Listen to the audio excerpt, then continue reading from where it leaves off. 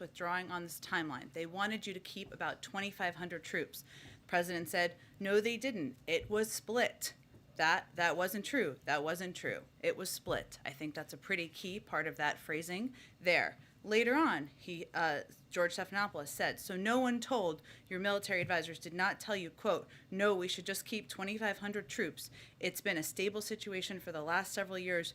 We can do that. We can continue to do that. No one said that to me that I can recall. I would note today in the testimony that was given by Secretary Austin, by General Milley, they made clear, Secretary Austin specifically said, if you stayed there at a forced posture of 2,500, certainly you'd be in a fight with the Taliban and you'd have to reinforce. So what should everybody take from that? There was a range of viewpoints, as was evidenced by their testimony today, that were presented to the president, that were presented to his national security team, as would be expected, as he asked for. He asked for a clear-eyed, didn't ask them not to sugarcoat it, what their recommendations were. It was also clear to him that that would not be a long-standing recommendation, that there would need to be an escalation, an increase in troop numbers. It would also mean war with the Taliban, and it would also mean the potential loss of casualties. The president was just not willing to make that decision. He didn't think it was in the interest of the American people or the interest of our troops. I'm sure some of my colleagues will have a couple of follow-ups on that. I just wanted to get to a couple of different topics. Sure. On the reconciliation negotiations, Senators Manchin and Sinema were over here. Are they still over here? Is there agreement on a top-line number? So first, Senator Sinema was here earlier today. Senator Manchin was still here as of when I came out. He may have wrapped up the meeting, but he was going into the meeting a little while ago. And Senator Sinema had a meeting with the president earlier today. They had a constructive meeting, agreed that we're at a pivotal moment, need to continue to work to finalize the path forward. He asked his team to follow up later this afternoon with her directly to continue the conversation and continue the discussions. I will leave it to them to convey where they are comfortable in terms of top-line numbers, but the president felt it was constructive, felt they moved the ball forward, felt there's an agreement that we're at a pivotal moment. It's important to continue to finalize the path forward to get the job done for the American people. I agree on a pivotal moment, but is there an agreement on the number? Again, I would point you to Senator Sinema and Senator Manchin to speak to their viewpoints on where they stand on the package at this point in time. I'm not going to speak on their behalf. Jen, Go ahead. I'll come to you back. I'll come around to you. back on Afghanistan, the president said his military commanders were split. We now know that the chairman of the Joint Chiefs of Staff, General Milley, the head of CENTCOM, General McKenzie, and the commander on the ground, General Miller, all recommended that the president keep 2,500 troops. So who in his military advisors told him it'd be fine to pull everybody out? I'm not going to get in specific details of who recommended what, but I would reiterate a little bit of what I conveyed before, which is that there were recommendations made by a range of his advisors, something he welcomed, something he asked them to come to him clear-eyed about, to give him candid advice. What is also clear, though, and I'd also note again what Secretary Austin said today, is that was not going to be a sustainable over the long-term troop presence. We were always going to look at escalating the numbers, at potentially going back to war with the Taliban, at risking casualties. That was not a decision the president was going to make. But of course, he welcomes advice. He welcomed advice. Ultimately, it's up to the commander-in-chief to make a decision. He made a decision it was time to end a 20-year war. But you are saying here that military advisors to the president said it was okay to pull all the troops out, that it'd be fine. That's not what I said. What I said was they recommended, and I think we should not dumb this down for anybody here. We're talking about the initial phase post-May 1. We're not talking about long-term recommendations. There was no one who said 5 years from now we could have 2,500 troops and that would be sustainable. And I think that's important for people to know and to understand. It's also important to know that the risks we were talking about here were the possibility, the likelihood of increasing a troop presence, which we now know to absolutely have been the reality, given it required 6,000 troops to just protect the airport, something we now know. But the president pulled all U.S. troops out. You are saying that there were military commanders who advised him that that was a good idea to pull all American troops out, and that General Milley, General McKenzie, General Miller, they said something else. But the president's top military advisors, others we won't name, told him, sure, we can pull everyone out. That's not how these conversations go. It's a risk assessment for every president about what is in the interest of the United States of America, our military, and our national interests. And if we had kept 2,500 troops there, we would have increased the number of troops, we would have been at war with the Taliban, we would have had more U.S. casualties. That was a reality everybody was clear-eyed about. There are some, as is evidenced by people testifying today, who felt we should have still done that. That is not the decision the president made. It's up to the commander-in-chief to make those decisions. Go ahead. Jen, thanks. It might be helpful if you could just tell us, what do you mean by split? What were they split between? What's confusing about that? Well, it's either one, they were advising that 2,500 troops should remain on the ground, or two, that someone was advising that it should be zero. Well, again, Weijia, I think it's important for the American people to know that these conversations don't happen in black and white or like you're in the middle of a movie. These conversations are about a range of options, about what the risk assessments are about every decision. And of course, there are individuals who come forward with a range of recommendations on what the right path forward looks like. I'm not going to detail those from here. They're private conversations and advice to the President of the United States. Ultimately, regardless of the advice, it's his decision. He's the commander-in-chief. He's the president. He makes decisions about what's in the national interest. And he believed we should end the war. More broadly, who does he consider to be his top military advisors? He considers, of course, the Secretary of Defense, the chairman of the Joint Chiefs. He considers a range of advice from his national security team, his Secretary of State, his national security advisor, and others who can give him, he asks for candid advice from. Today, General Milley also testified that he spoke with several authors for their books about the former president. Does President Biden think that's appropriate? I'm not going to make an evaluation on that from here. Obviously, the chairman makes his own decisions about that. Does he though? Does the White House not have to sign off anytime an SAO, senior administration official, speaks to the press? We certainly give people advice on what people are writing about and whether it's constructive for them to engage with it. But individuals do make a range of decisions. Weijia. So did you advise him before? I don't have anything more for you, Weijia. Go ahead. As we sit here today, does President Biden believe that his military advisors supported his decision to withdraw all U.S. troops based on their own judgments? Well, Kelly, I think what you heard them say during their testimony is that about certain stages, they gave a variety of advice, which is accurate and something the president, of course, welcomes. He ultimately had to make the decision as the commander-in-chief about what is in our national interests. You also heard Secretary Austin make clear about the commitment of delivering on what the president had decided, and the fact that if we had left troops in there past September 1st, we would have been at war with the Taliban. So I think what's important for people to take away from the testimony today is that it reiterated and confirms a lot of what we've been talking about over the past couple of months, about what the risks were of keeping troops on the ground, what the Taliban's intentions were, what the impact was of the deal that was struck by the prior administration directly with the Taliban that released 5,000 Taliban fighters into Afghanistan without the engagement of the Afghan government. Those are all the repercussions and the impact. And yes, they gave their advice as they should, and then they implemented the president's decision. So knowing that the president gets to make this decision, knowing he may have to make further decisions going down the line. So not looking at the history, but I think the public wants to know if the generals and military advisors give advice, how will the president use and process that, and how will he talk about it publicly? That matters to the public. Did the president convey accurately what these generals were saying to him? He conveyed in the interview? In what aspect? Well, in the interview, and then going forward, can they understand how the president will use that kind of information when we see there's a conflict between what the generals were saying and the president's public statements with respect to Afghanistan? Well, the president made clear that the advice was split.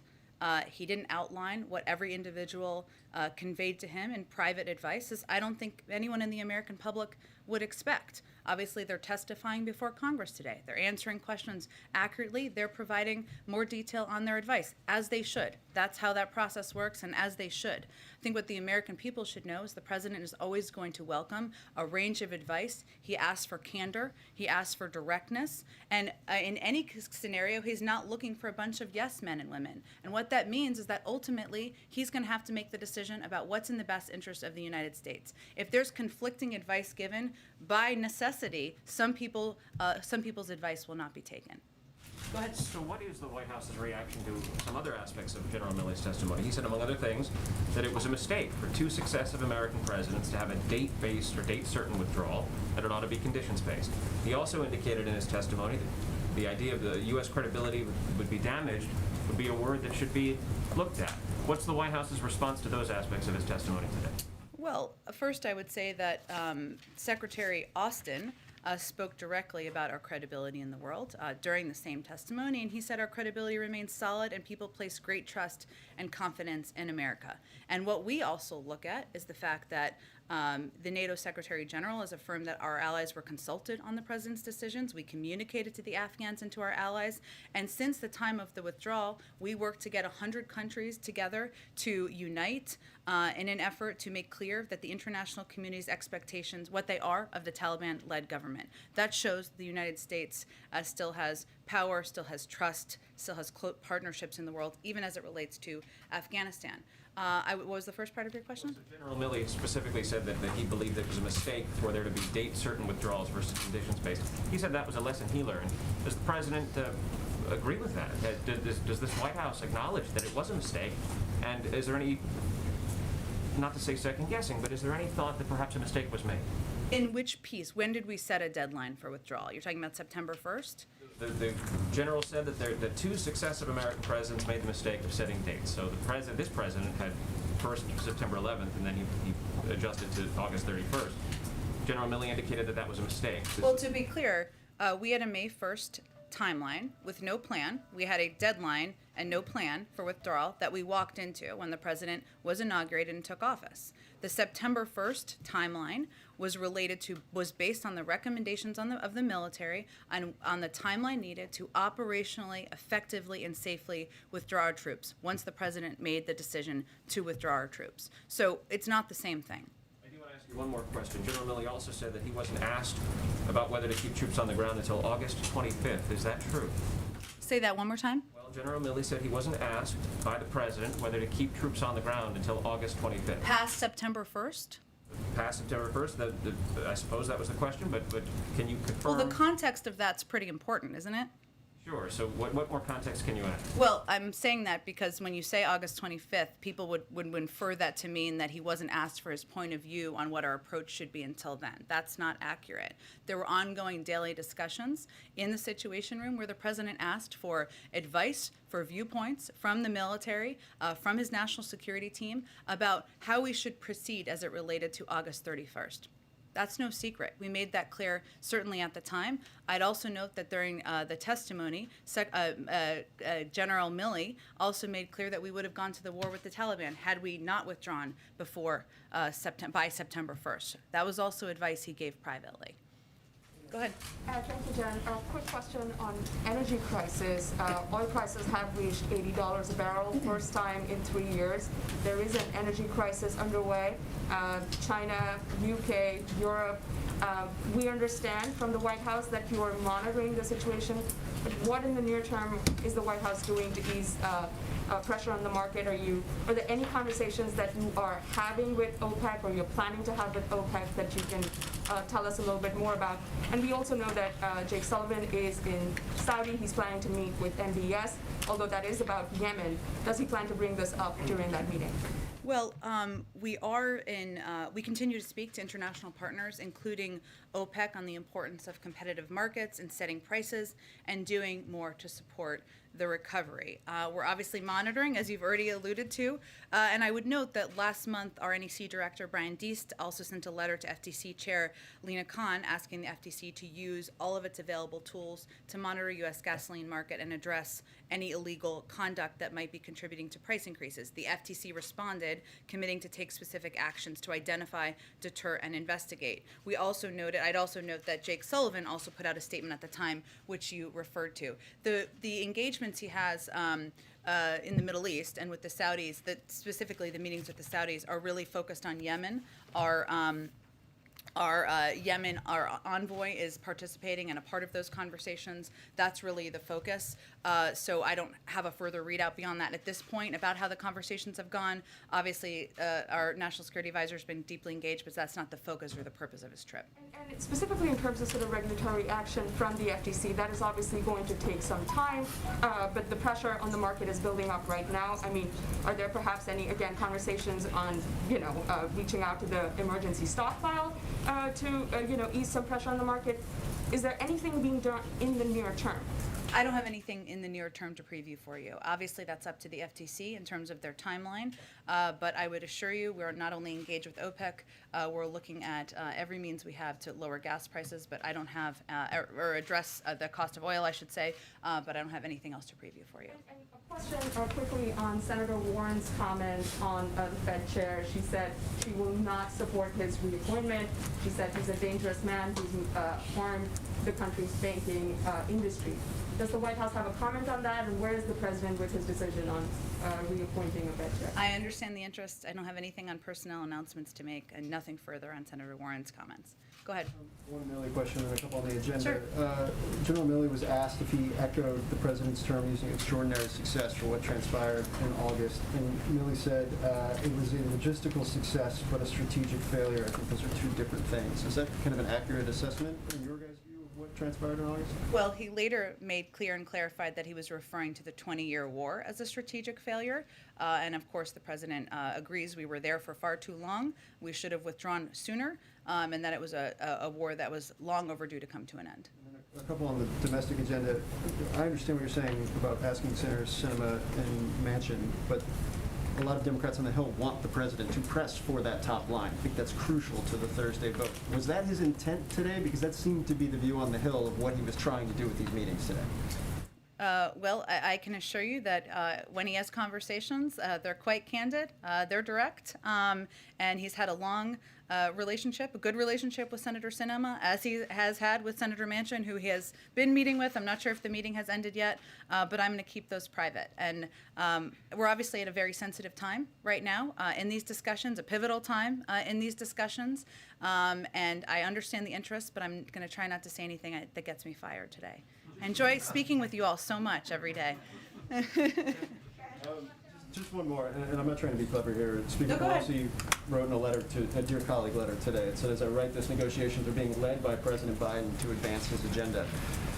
Is there, because it's an inflection point, are the roles changing in terms of who's leading things right now, what the role between the speaker, the leader, and the president are? Am I reading too much into that? How do you view the president's role right now? I would say the president is deeply engaged. I know we've read out some of the calls and meetings he's had. We haven't read all of them out in terms of the engagements and calls he's had. He's talked with a range of members across the political spectrum in the Democratic Party, I can assure you. But I would say the way he sees it is that he's working together in lockstep with Speaker Pelosi, with Leader Schumer, to get this done.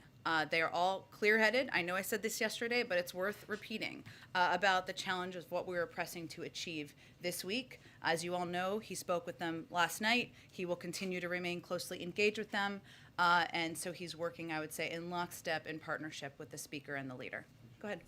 So I'm going to try one more along those Go lines. to it. And then I have another reconciliation Okay. question. Is there a sense in which the president's posture in these discussions with Manchin, Sinema, and the rest has changed over the course of the last week? In other words, is he listening does he go into these meetings to listen to hear what they're saying? Is he going into these meetings to tell them what he wants from them? And has that dynamic changed?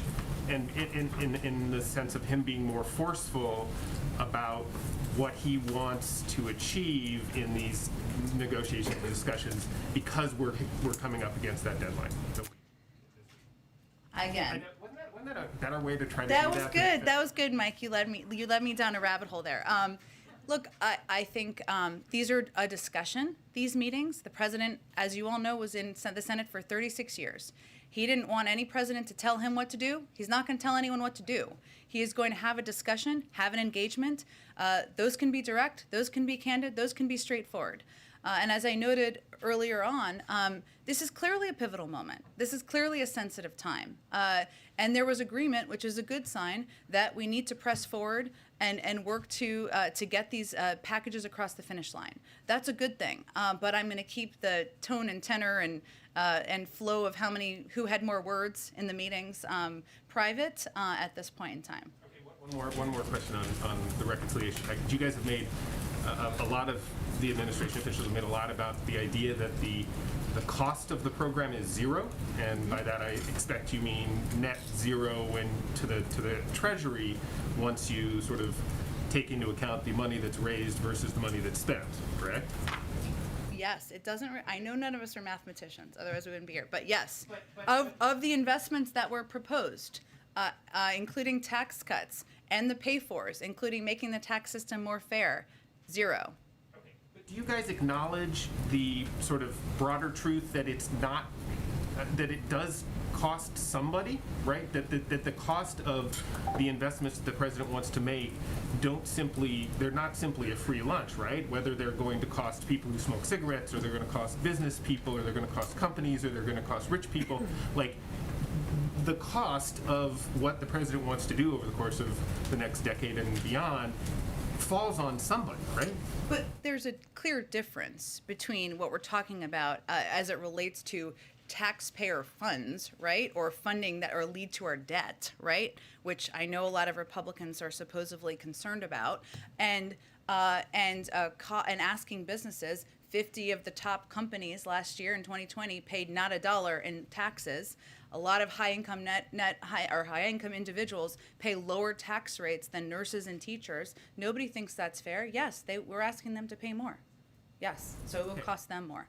Go ahead. Thank you, Jen. Just a question on the debt limit. I wanted to see if you guys are raising the possibility of using reconciliation to raise the debt limit, particularly as this October 8th deadline, or excuse me, October 18th date is fast approaching. Yeah.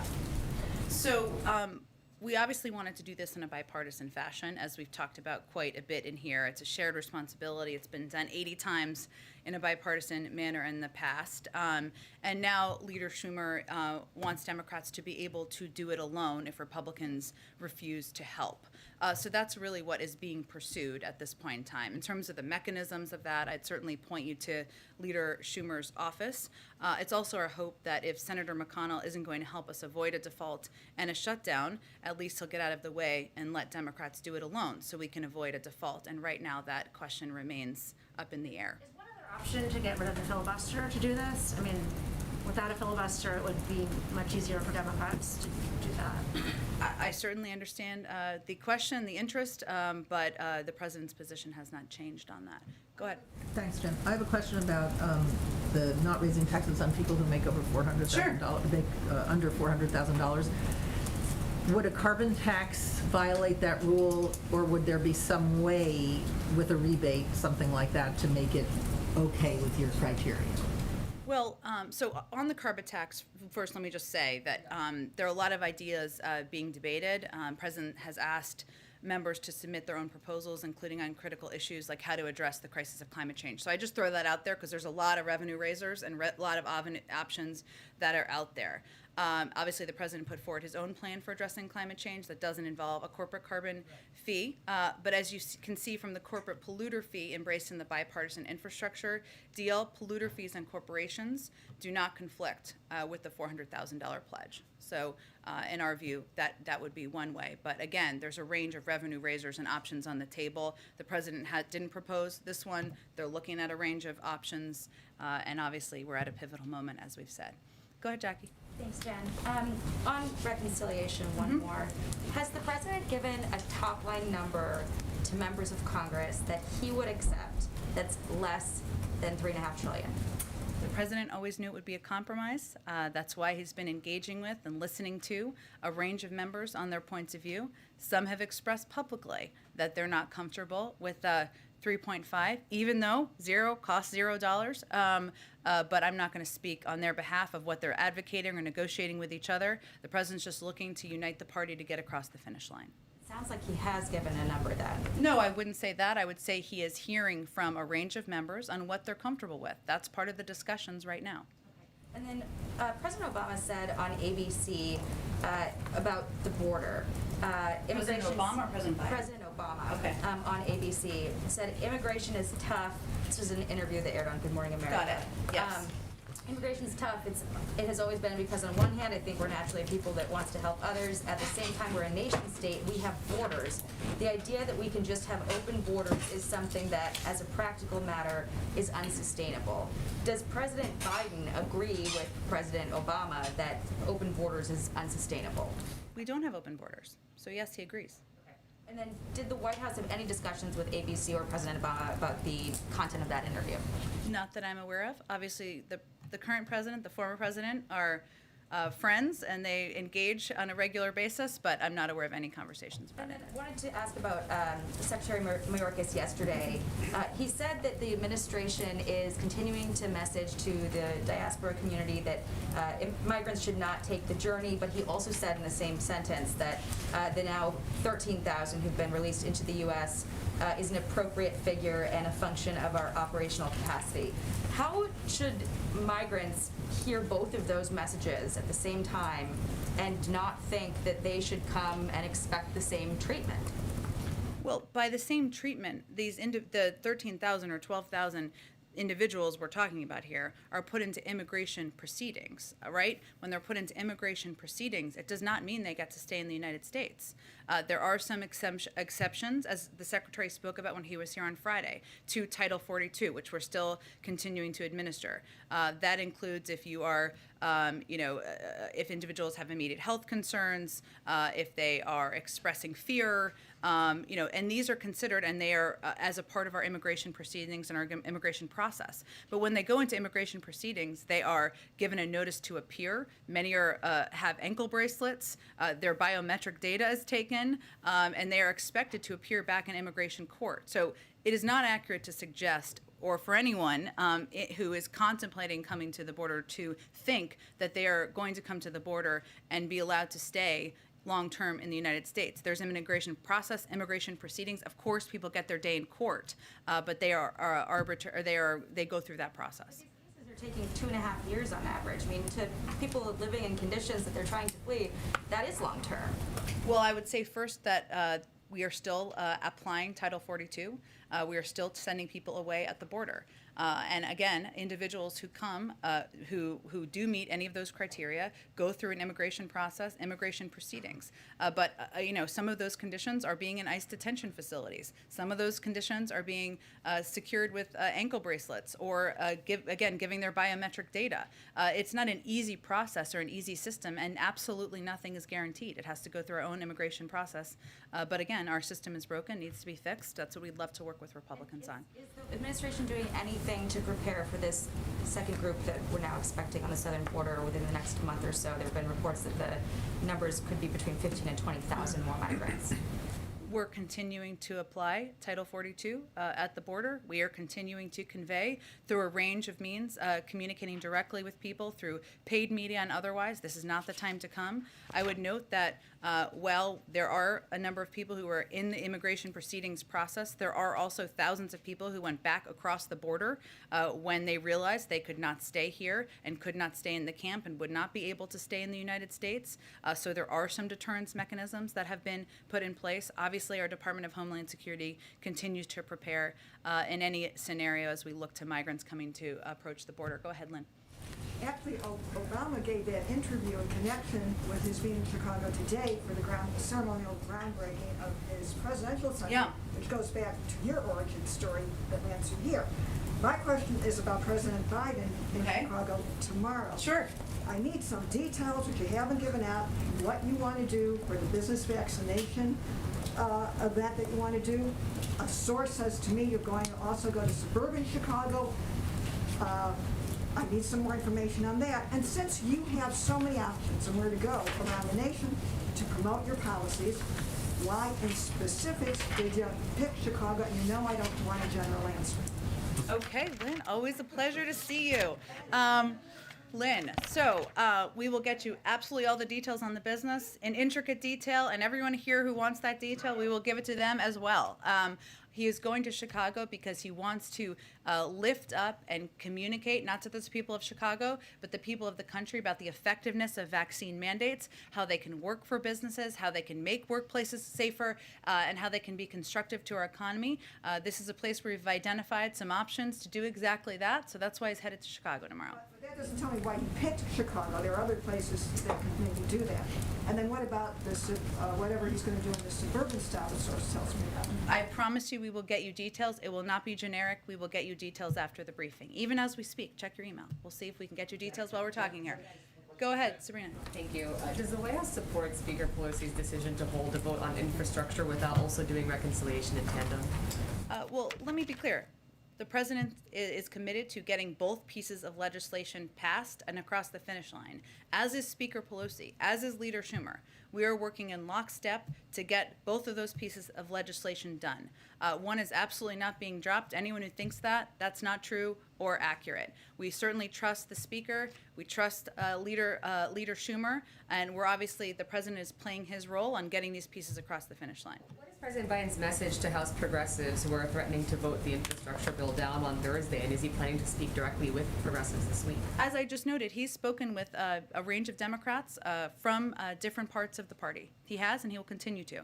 I'd also note that our team, senior members of the White House team, have had even more conversations than the president, to be expected. In September, we had over the White House senior staff, or members of the legislative team, had over 260 engagements on Build Back Better with members in their senior teams, over 50 with departments, so they could provide specific policy expertise. That's the level of detail and granularity we've been focused on over the past month or so. One question on a separate matter. The Journal published an investigation today revealing that more than 131 federal judges traded stock of companies that appeared in cases in their courtrooms. This comes after 2 Federal Reserve presidents resigned earlier this week over stock holding controversies.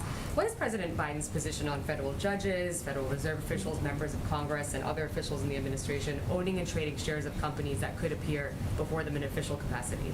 Well, obviously every scenario is different, but I will say that the president expects that everyone serving as a public servant should be held to the highest standards, ethical standards. Obviously, we respect the independence of the Federal Reserve. They've made their own announcements there. Beyond that, that certainly is his expectation. Legislation to bar stock trading and stock holding? We'd have to look at specific legislation to see what it looks like. Yeah. Jen, Go ahead. can you confirm that President Biden will be meeting with Pope Francis October 29th at the Vatican? I don't have anything about the trip to confirm at this point in time. Go ahead. Go ahead.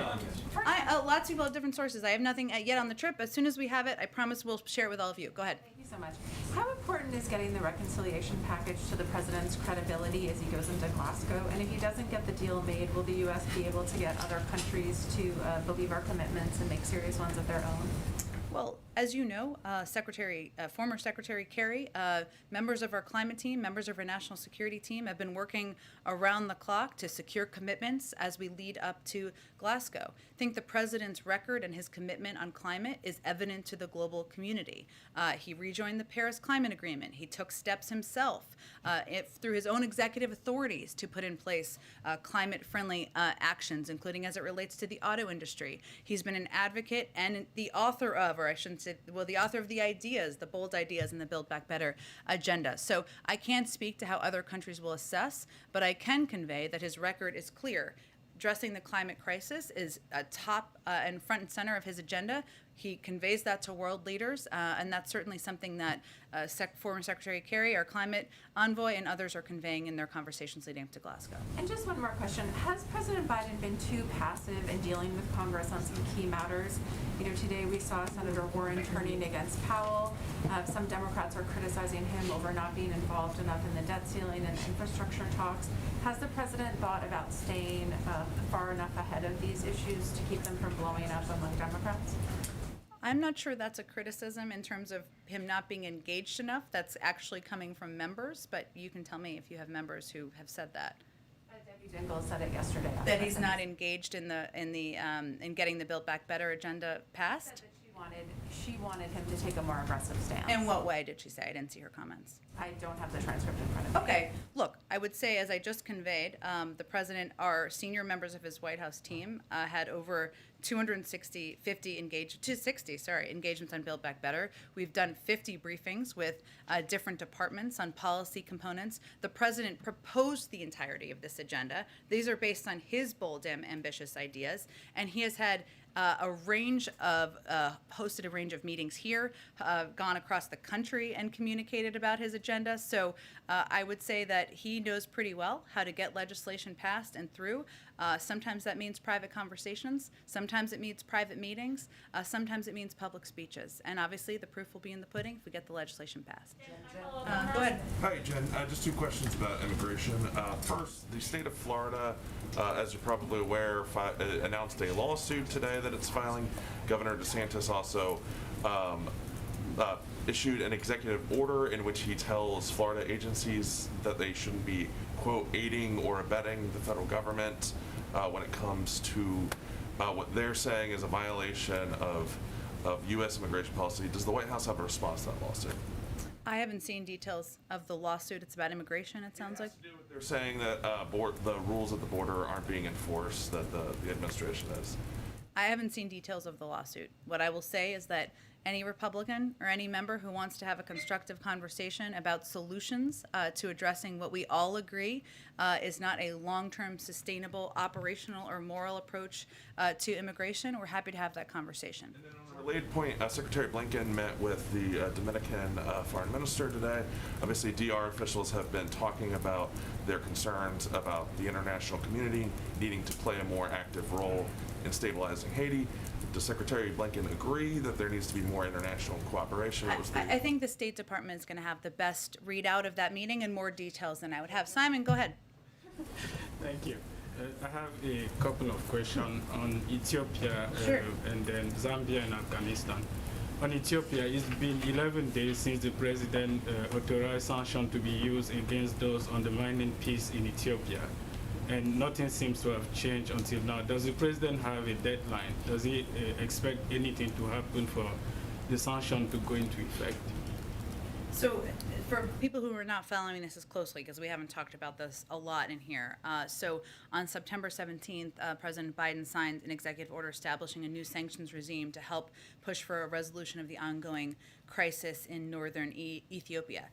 We're continuing to urge from our diplomats and certainly members of our team on the ground or nearby urging the parties to end ongoing hostilities, take steps to initiate discussions to achieve a negotiated ceasefire and grant unimpeded humanitarian access. The United Nations Secretary General, African Union leaders, and a growing number of international actors have made clear there is no military solution. Unless the parties to the conflict make clear changes, the administration is prepared to take aggressive action under this executive order to impose targeted sanctions. So the sanctions authority, the executive order gives sanctions authority. This would be imposing targeted sanctions would be the next step here. It gives us the authority to do exactly that. I would also note that we are continuing to provide substantial humanitarian assistance to Ethiopia, totaling over $1 billion this year alone, and we'll continue to support the people of Ethiopia with assistance throughout the country. And certainly this issue deserves continued attention. Last week, the White House was hosted for the first time two African presidents, the president of Ghana, President Akufo-Addo, and the president of Zambia. Was anything achieved during those those meetings, and why were they not received by the president himself, since he received the prime minister of India, Japan, and Australia? Why were they not received in the same way? Why were they not received by the president himself? They were received by the vice president. Oh, sure. Look, first of all, I would say that the president is absolutely committed to our relationships with Africa and calling out issues where we have concern, but also looking for places we can work together. Having the Vice President of the United States have these high-level meetings shows the commitment of the Biden-Harris administration to these relationships and to having open and constructive dialogues. And hopefully the leaders who were here will take it as exactly that. I just have to jump. I'm sorry, and I just got to jump around because I got to get some more people. Karen, go ahead. According to the Labor Department, the childcare industry is down more than 125,000 workers nationwide, which is more than a 10% drop since before the pandemic. When the president is having these conversations with lawmakers right now about the reconciliation bill, how much of a priority is it for him to ensure that funding for childcare workers is included in that final bill? Well, clearly it was a part of his initial proposal, so that tells you that it's a priority. And certainly he recognizes the role that childcare workers, many of whom also have challenges that are preventing them from being in the workforce. Maybe it's their own childcare needs. Maybe it's elder care that they are affording and paying for.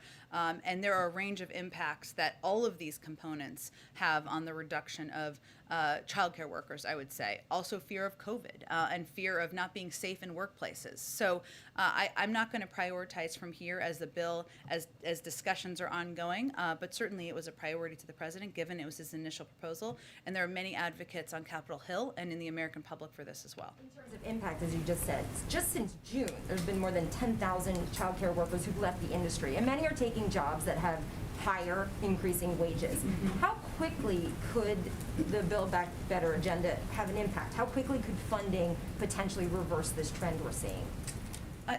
It's a great question, Karen. I can check with our Labor Department and see if there's more specifics on projections. I would say that this is a 10-year plan. It's meant to address challenges over the long term, certainly something that would be implemented as soon as it's passed into law. But in terms of the projections of the immediacy of the impact, I'd have to check with our economists in the Labor Department. George, go ahead. It's hard to find a good precedent for this morning's hearings.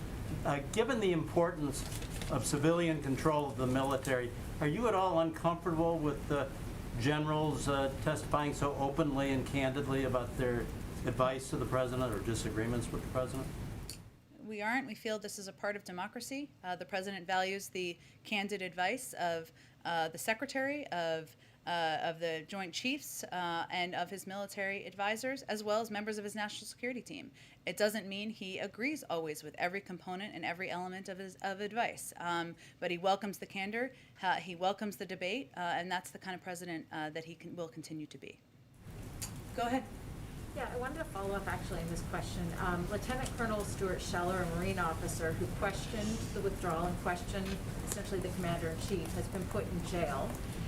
Does President Biden believe that that is appropriate, given that President Biden called Lieutenant Colonel Alexander Vindman a hero for speaking out against his commander-in-chief? He even testified on Capitol Hill while in uniform. So how is this different, especially since you just said the president welcomes the candor and the advice of his military advisors? Does the president also see Lieutenant Colonel Stuart Scheller as a hero? I don't have all the details on these circumstances. I understand that's going to be frustrating to you, but we will work to get you an answer on it. Sure. Okay. I just wanted to follow up on our questions from Friday. Could you comment on the report over the weekend that the U.S. government had planned to kidnap Julian Assange?